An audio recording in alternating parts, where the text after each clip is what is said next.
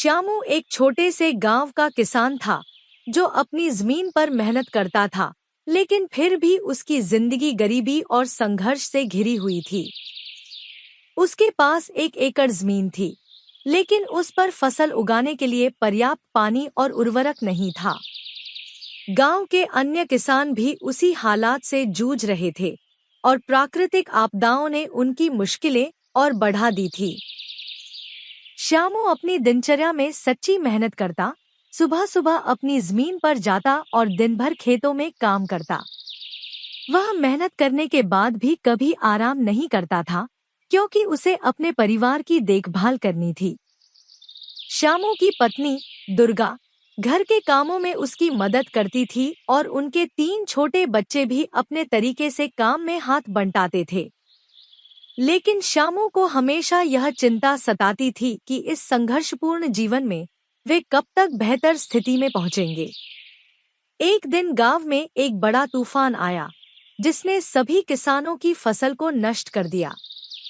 श्यामू की फसल भी बर्बाद हो गई।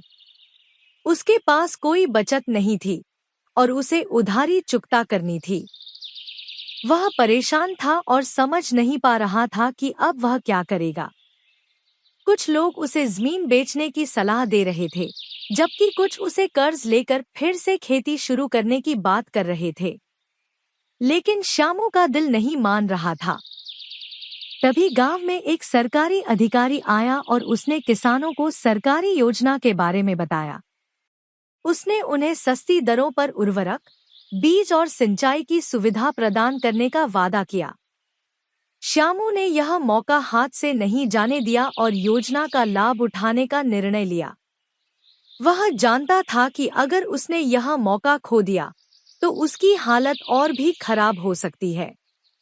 श्यामू ने अपने छोटे से खेत पर फिर से बीज बोए और उर्वरक का सही इस्तेमाल किया।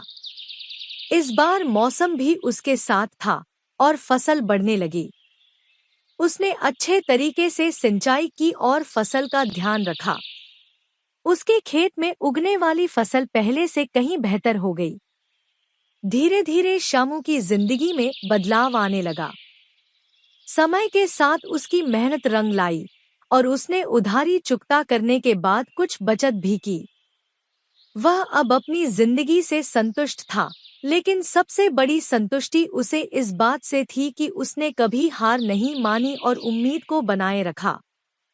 श्यामू की कहानी हमें यह सिखाती है कि जीवन में कितनी भी कठिनाइयां हों, अगर हम सच्ची मेहनत, धैर्य और सही मार्गदर्शन के साथ काम करें, तो सफलता अवश्य मिलेगी।